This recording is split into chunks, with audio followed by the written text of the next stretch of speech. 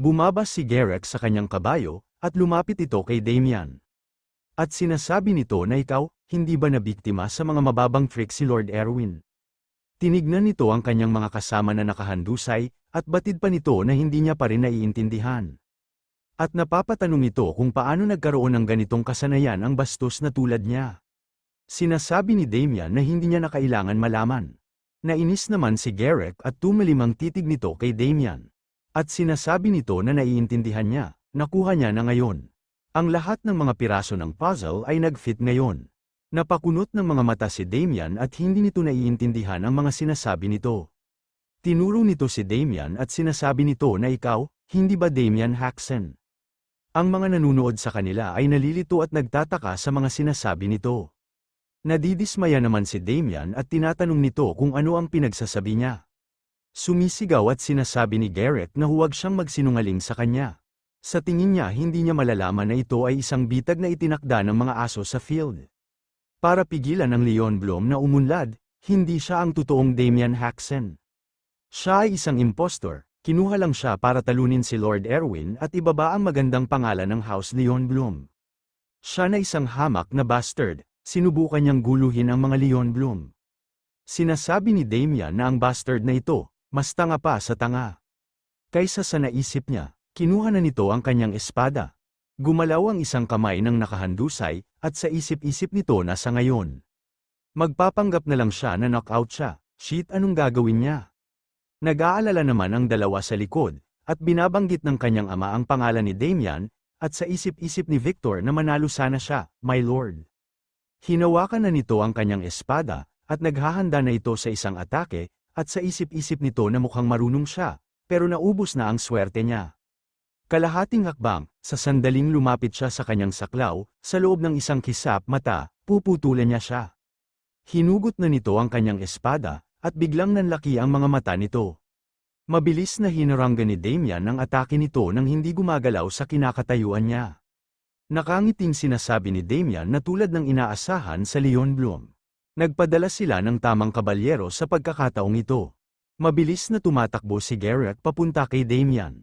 Napahinto ito at sa isip-isip nito na hindi pwede, pinigilan niya ang ulos niya. At sinasabi nito na ito ay isang kabulastugan, harangan niya din ito. Umatake na ito, at mabilis nito winasiwas ang kanyang espada. Wala naman kahirap-hirap na hinaharangan ni Damian ang mga atake nito, at sinasabi nito na sobrang bagal niya. Makikita naman dito ang dismayadong mukha ni Garrick. Umatake na si Damian, at sinasabi nito na my turn, tumalsik ang dugo ni Garrick sa kanyang tenga, at napahawak ito ng mahigpit sa kanyang espada. Sa pagkakataong na ito sa mata ito nataman, at sa isip-isip nito na hindi niya nakikita ang mga pag-atake niya. Umatake na ulit si Damian, at sinipa nito si Garrick sa kanyang mukha. Tumalisik at nagpagulong-gulong ito, nakatitig dito si Damian at sinasabi nito na ang isang yan ay para kay Victor. Bumangon si Garrick at sinasabi nito na ikaw, galit na umatake ito at sinasabi nito na bastard. Pinagmamasdan naman ito ni Damian ng mabuti, ginamit ni Garrick ang kanyang ultimate technique na Ultimate Lion's Mighty Sword of Speed. Naghahanda si Damian na harangan ang lahat ng atake nito. At sinasabi nito na magulo ito, pero hanggang doon lang. Nakita ni Damian ang atake nito, at tinusok nito ang tip ng espada ni Garrick, at nawasak ang espada, at hindi ito makapaniwala. Tumusok ang espada ni Damian sa balikat ni Garrick, at sabay nitong pinutol ang braso. Napasok ito ng dugo, at sumisigaw sa sobrang sakit. At bumagsak ito, hindi naman makapaniwala ang ama ni Damian at nakatitig lang ito sa kanyang anak, at makikita naman na masayang-masaya si Victor, at sa isip-isip nito na nanalo siya. Nakarinig naman ng sigaw si Damian at napatitig ito kay Garrick. Napapamura at sinasabi nito na ang sakit, kailangan niyang maglagay ng pressure. Biglang may tumutok sa kanya ng espada at pinagpapawisan nito. Takot na sinasabi nito na hindi niya alam kung sino siya, pero panalo na siya. Nakikiusap ito na patawarin niya siya, sinasabi ni Damian na siya si Damian Haxen, tanga. At dapat kanina pa siya nagmakaawa sa buhay niya, hindi niya ba naisip na medyo huli na? Ginulo niya ang pamilya niya, at ang pangit niyang utusan ay kanyang ginawa pang pangit, ngunit ngayon, hinihiling niya sa kanya na sumuko, nauutal na sinasabi ni Garrick na humihingi siya ng paumanhin sa nangyari kanina. Sinasabi ni Damian na hindi niya pa alam kung kanino hihingi ng tawad, may lumapit na dalawa at biglang natakot dito si Garrett. Ito pala si Victor na may hawak na baseball bat, at ang Viscount na may hawak ng espada. Makikita dito na nakaluhod na ang mga knight, sinasabi ni Victor na young master, hindi pa siya nakontento. Bubugbugin niya pa sila ng kaunti pa, sinasabi ni Damian na tama na yan. Maaari siyang mamatay kung hampasin niya sila ng higit pa rito. Kung gayon, paano ang tungkol sa pagputol ng isa o dalawang paa sa halip?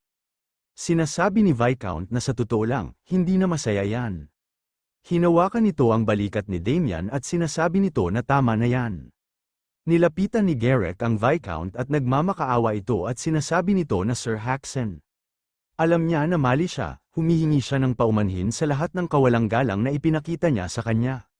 Nagbago ang ekspresyon ng Viscount at sinasabi nito na sa palagay niya ba, ang isang solong paghingi ng tawad ang makakabawi dito? Kung walang ganitong lakas ang anak niya, ang kanilang teritoryo ay nawasak na, at siya ay kinaladkad ng pamilya Marquis upang magdusa, at sino ang nakakaalam kung ano. Inuntog nito ang kanyang ulo sa lupa, at nakikiusap ito na patawarin siya. At nakikiusap ito na bigyan siya ng awa, tinignan lang ito ng Viscount ng matalim, at napalunok ito sa galit. At napalingon nito kay Damian na binabalik na ang kanyang espada. Sa isip-isip ni Damian na hindi niya talaga intensyon na patayin sila.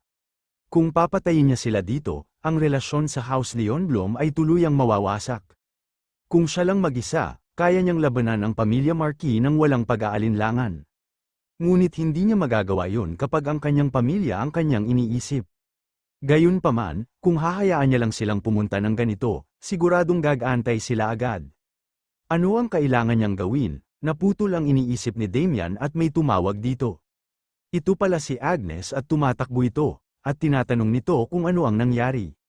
Bigla na lang may naisip si Damian, nung nakita nito si Agnes at sa isip-isip nito na teka lang. Makakatulong din siya sa pagkakataong ito, sinasabi ni Agnes na yan pala ang nangyari. Kung yan ang concern niya, baka makatulong siya, tinatanong ni Damian kung may idea ba siyang naiisip. Sinasabi ni Agnes na nagpapasalamat siya sa House of Haxon. Matagumpay nilang napatay ang isa sa mga executive officers ng Yulan sa unang pagkakataon. Sa pamamagitan na ito, maaari nilang italaga ang House Haxon bilang isang kalyadong sambahayan.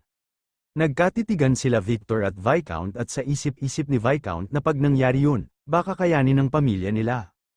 At upang makatakas sa krisis na ito, tinatanong ni Victor kung maganda ba ang pagiging kakampi nila o ano paman. Kinuha ni Damian ang kamay ni Agnes, at sinasabi nito na marami siyang itatanong, tatanggapin niya ba ang kanilang kahilingan. Sinasabi ni Agnes na syempre naman, nakangiti at sa isip-isip ni Damian na ito talaga ang pinupuntirya niya. Ang proteksyon ng simbahan, nahihiyang tinanggal ni Agnes ang kamay nito sa pagkakahawak ng kanyang kamay kay Damian. Humihingi naman ng paumanhin si Damian. Sinasabi ni Agnes na hindi, ayos lang siya. Sinasabi ng ama ni Damian na ginamit lang ba niya ang kagwapuhan niya dito. Tinatanong ni Damian kung narinig ba nila ang lahat ng ito. Umalis na sila at i-report ito sa Leonblum family. Sabihin sa kanila na ang Haxon family ay nasa ilalim na ng proteksyon ng simbahan. Kung susubukan nilang gumamit muli ng dahas, kailangan nilang harapin ang galit ng simbahan. Kung nakuha na nila ito, umalis na sila. Biglang tumakbo ang mga ito, at nagpapasalamat. Sumisigaw at sinasabi ni Victor na dapat nilang bilangin ang kanilang mga maswerteng bituin, mga asshole. At tinatanong nito kung nakita niya ba yun, sila ay tumatakbo sa kanilang mga buntot sa pagitan ng kanilang mga binti. Ngayon at makakahinga na sila ng kaunti, sinasabi ng Viscount na hindi sila sigurado. Kailangan nilang ngayon malaman kung ano ang susunod na gagawin. Kailangan nilang magdaos ng family meeting, sa loob ng mansion. Sinasabi ng Viscount na simulan na nila ang meeting. Ang pag-uusapan nila dito ay ang tungkol sa kung paano nila haharapin ang kaaway nila. Ito ang House Leonblum, sinasabi ni Abel na ama, hindi ba't sinisiguro lamang nila ang proteksyon ng simbahan? Bakit kailangan nila harapin ang kanilang kaaway? Sinasabi ng Viscount na Abel, yan ay dahil hindi nila maaasahan na ganap na mamagitan ang simbahan. Nagtataka naman dito si Abel at sinasabi nito na ano.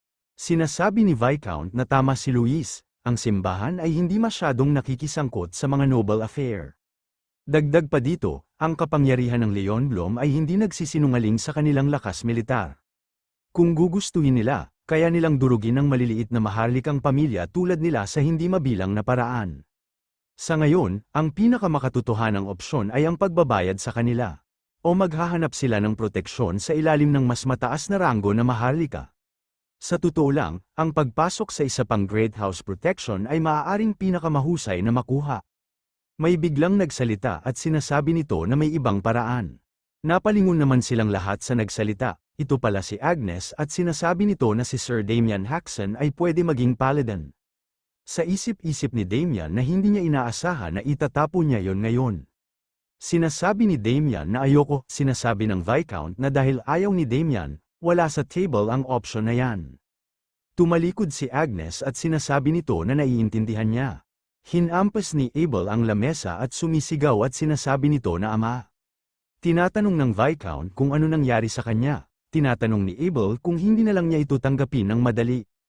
Kung magiging paladin lang siya, tapos na ang lahat ng ito. Sabihin niya na lang na maging paladin siya, siya ay isang sakit sa pamilya sa buong panahon. Huwag na silang magkita muli, sa isip-isip ni Damian na ang maliit na batang ito, walang preno ang kanyang bibig, at wala itong pakialam. Sinasabi ni Abel na anong meron dyan sa mga mata niya. Kung iisipin niya, lahat ng ito ay nagsimula dahil sa kanya. Dahil ang lahat ng ito ay kasalanan niya, tinawag ng Viscount ang pangalan ni Abel. Naglabas ito ng matalim na titig at naglabas din ito ng espada, at sinasabi nito na may bisita sila. Umupo siya habang nagtatanong siya ng maayos, nakaramdam naman ito ng takot, at patabog siyang umupo.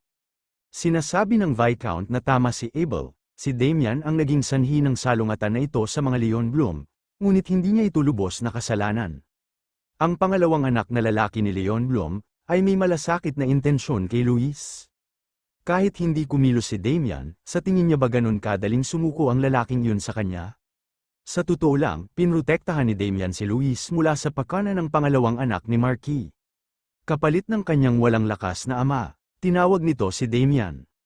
At sumagot si Damian na bakit ama, nilapitan niya ito at hinawakan nito ang kanyang balikat, at sinasabi nito na maganda ang kanyang ginawa ngayon.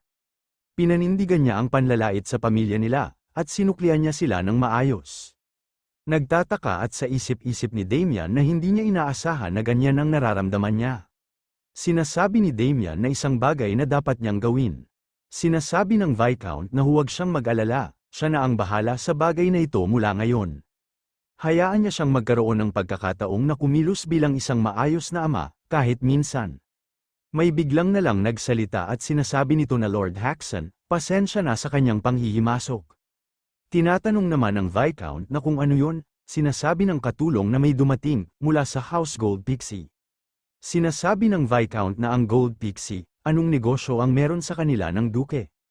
Makikita sa mata nito ang alalahanin, at sinasabi nito na nanghiram ng pera ang young master na si Damian, gamit ang mga trigo ng pamilya bilang collateral, at lumipas na ang repayment period. Humigpit ang kamay ng Viscount sa balikat ni Damian at sa isip-isip nito na huwag niyang sabihin na binente niya na, mabilis na lumingon si Damian sa kanyang ama at pinagpapawisan, bigla nito sinakol si Damian at sumisigaw ito, at pinagmumura niya ito, at maririnig ito sa buong mansion.